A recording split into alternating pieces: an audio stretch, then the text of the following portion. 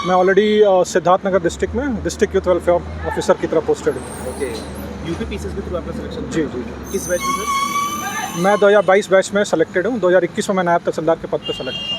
Okay, हम अपने digital time को लिमिट कर सकते हैं Okay. और अपना एक हम टाइम जोन बना लें, लाइक टाइम हम प्रायोरिटाइज कर दें कि इतने से इतने टाइम तक हमें पढ़ना है, इतने इतने टाइम तक हमें रिवीजन करना है, ओके, इतने से इतने टाइम तक हम मोबाइल देख सकते हैं। Okay. So it's all about time management.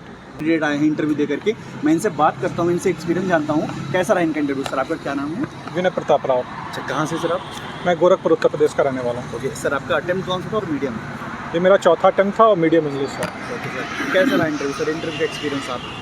Interview बढ़िया था और मेरा जो इंटरव्यू था वो वीवी स्वयं सर के बोर्ड में था ओके सर, और मोस्टली ये वर्क प्रोफाइल पे ही मेरे चला है।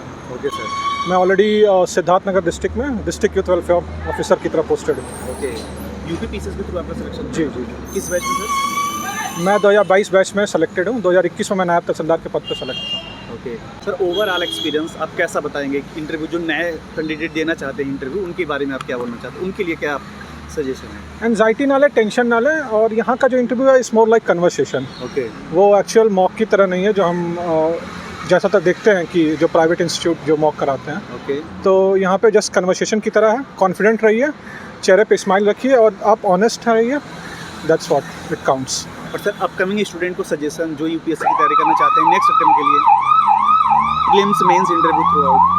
देखिए, तीनों की अलग अलग स्ट्रैटेजी। अगर प्रीलिम्स की मैं बात करूं तो PYQ एनालिसिस वो बहुत ज़रूरी है। ओके, उसके बाद अगर आप में टाइम मैनेजमेंट का इशू है तो आप और टेस्ट लगा सकते हैं। ओके, कंटेंट अपना प्रिपेयर रखिए, खासकर स्टैटिक पे मैं ज़्यादा फोकस करूँगा। ओके, अगर आपका स्टैटिक तैयार है तो 50% ऑफ द सिलेबस और 50% ऑफ द क्वेश्चंस आप अटेम्प्ट कर सकते हैं। ओके, और मेंस में आपका आंसर राइटिंग बहुत इंपॉर्टेंट हो जाता है। ओके, कंटेंट कम रखिए, बार बार रिवीजन कीजिए उसको, ओके, और आंसर राइटिंग की प्रैक्टिस कीजिए।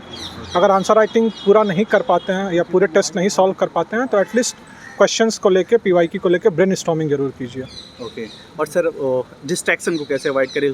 स्टूडेंट किसी भी प्रकार की डिस्ट्रैक्शन हो सकती है, बहुत बड़ा एक मतलब लोगों के बीच में समस्या का विषय बना हुआ है। चूँकि मैं यूथ वेलफेयर ऑफिसर भी हूँ Yes, तो इस चीज़ में हम अपने डिजिटल टाइम को लिमिट कर सकते हैं। Okay. और अपना एक हम टाइम जोन बना लें, लाइक टाइम हम प्रायोरिटाइज कर दें कि इतने से इतने टाइम तक हमें पढ़ना है, इतने इतने टाइम तक हमें रिवीजन करना है, ओके, इतने से इतने टाइम तक हम मोबाइल देख सकते हैं। Okay, so it's all about time management. Okay, thank you sir. Sir आपका ऑप्शनल क्या था?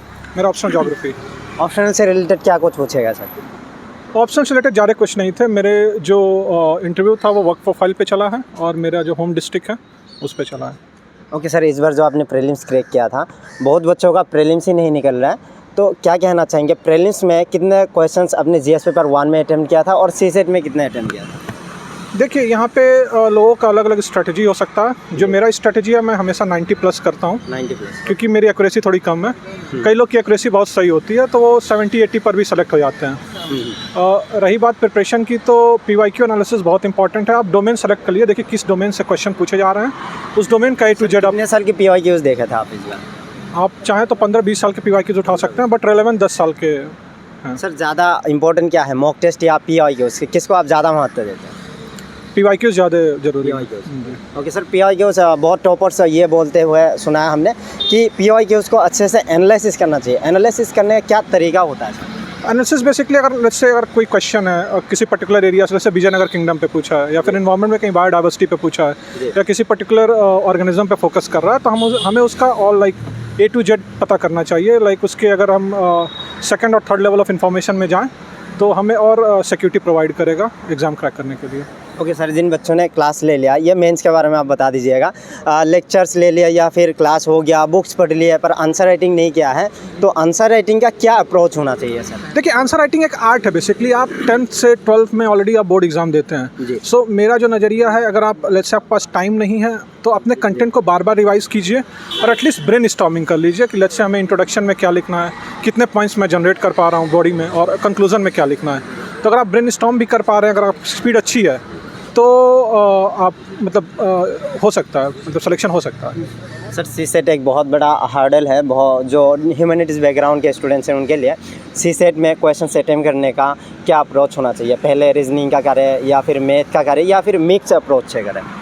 देखिए, CSET में अगर आप देखेंगे तो रीजनिंग भी है, कंप्रेंशन भी है, मैथमेटिक्स भी है। तो मेरा जो अप्रोच रहता है, मैं पहले कंप्रेंशन पूरा करता हूँ, फिर उसके बाद रीजनिंग एंड देन मैथमेटिक्स। कई लोग का मैथमेटिक्स स्ट्रॉन्ग है तो पहले अटेम्प्ट कर लेते हैं, बट मैं जो सजेस्ट करूँगा, रीजनिंग आप पहले कर लीजिए, कंप्रेंशन पहले कर लीजिए, उसके बाद रीजनिंग, उसके बाद मैथमेटिक्स। क्योंकि कंप्रेंशन अगर आप कर लेते हैं तो आई थिंक आपके 30 से 35 क्वेश्चंस हो जाते हैं, तो एक कॉन्फिडेंस देता है आपको।